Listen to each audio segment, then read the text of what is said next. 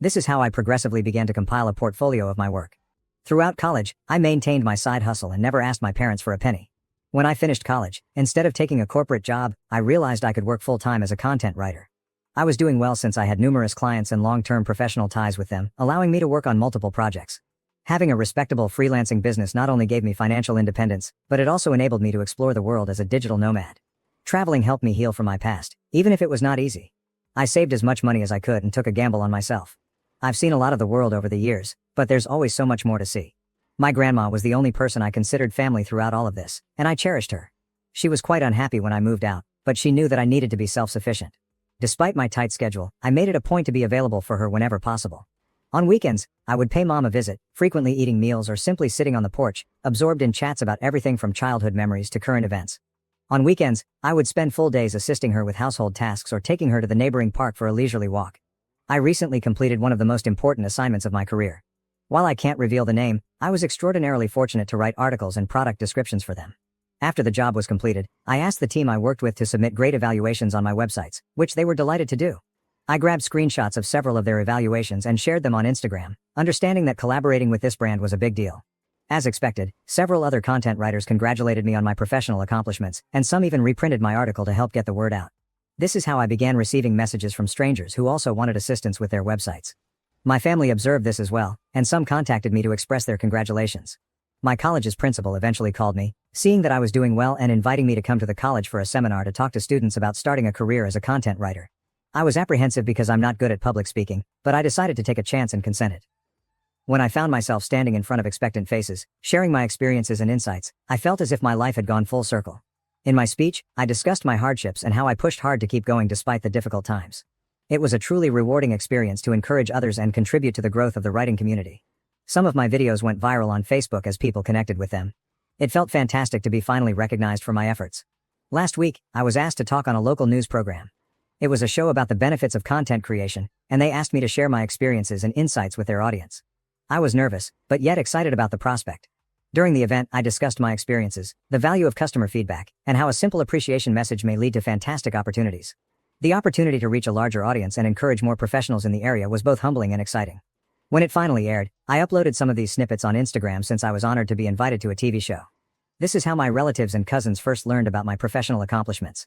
Because my parents never mentioned me to anyone, they had no idea I was working with well-known brands and appearing on television shows. This is how word swiftly went among my family.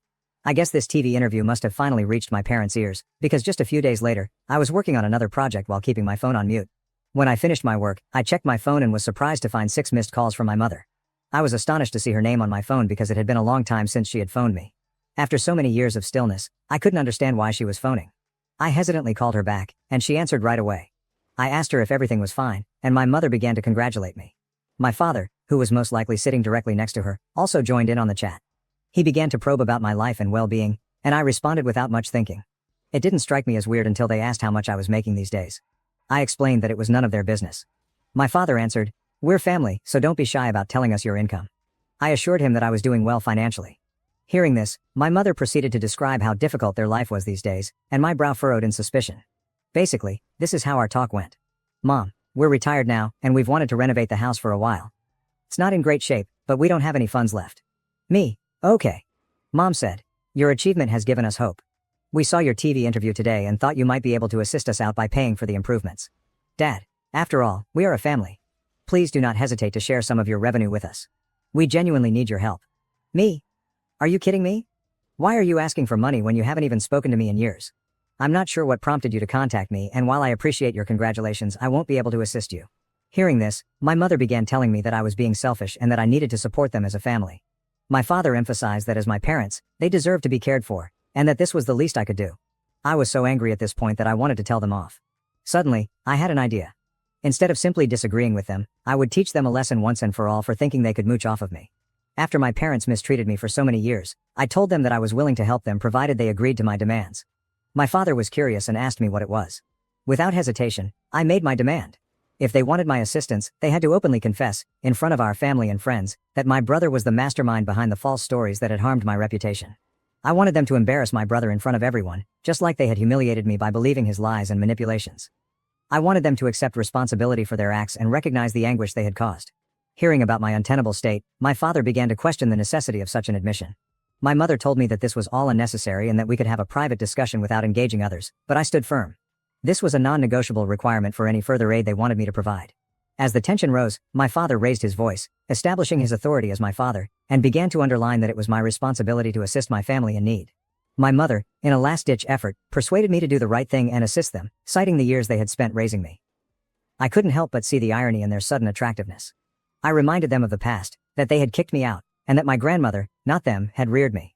They became increasingly angry, but I told them unequivocally that if they wanted to approach me and request financial aid, the truth had to be acknowledged publicly, and my brother had to face the consequences of his conduct. Since this talk, my parents have been calling me often, but I'm ignoring them. I'm beginning to regret even phoning them back that day. I'd like to know if I'd be a complete idiot if I didn't aid my parents. Update. It's been a crazy week since I last shared my story, and the outpouring of support and encouragement has been astounding. It's encouraging to know that I'm not alone at this moment. I'm happy everyone believes that I shouldn't interact with my parents or even contemplate assisting them after everything they've put me through. I gave them such a requirement since I knew they would be unable to comply. I know they love my brother too much, and even if they've realized by now that it was all his lies, I know they'll never put him through what they did to me. My brother sent me a nasty text message today after my parents tried to call me again and I refused to answer. This is what he wrote. "Hey sis, I haven't seen you in a long time, and I can tell you that every day without you has been wonderful. I heard mom and dad contacted you and you offered them a strange ultimatum. You're aware that they will never go through with it, right?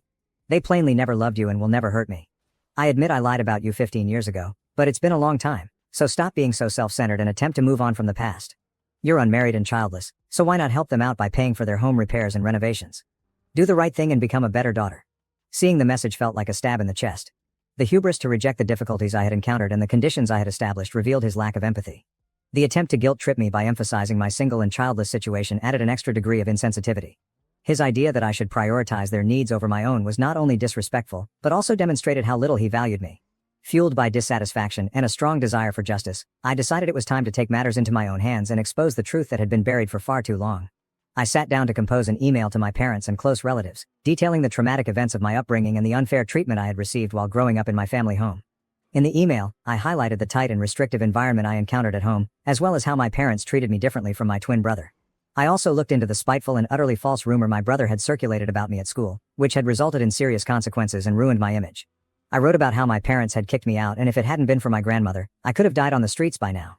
Toward the conclusion, I requested that everyone read a message my brother had sent me. I've enclosed a screenshot in which he acknowledged lying about me. It was a simple confession, and I hoped it would reveal the lies that had lasted for too long. I sent the email just an hour ago, and I know what will happen when my parents and brother see it. Next, I'll let you know how my family reacts to my email. Update. It's been a month since my previous update, and a lot has happened. As you may guess, my family erupted when they received the email. My parents have faced criticism from relatives who were previously unaware of the extent of their favoritism and emotional abuse. Many family members contacted me, saying they had no idea about everything and apologized for not being there for me.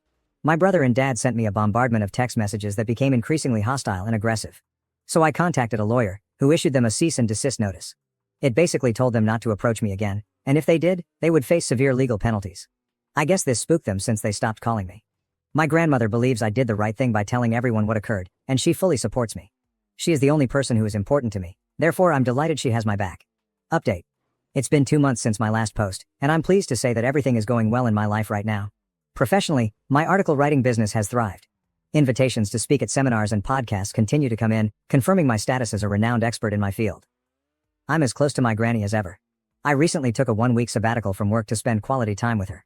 She is into gardening these days and has taught me a lot about the many flowers and herbs in her yard. My favorite and most cherished memories are of spending time with her, whether we were sharing meals, having profound conversations, or simply enjoying one another's company. My family hasn't contacted me since they received the letter from my lawyer, so I'm glad they're staying away. Personally, I've started attending to therapy in the hopes of working on my own recovery. For the time being, I believe this is the final update. Thank you very much for your support.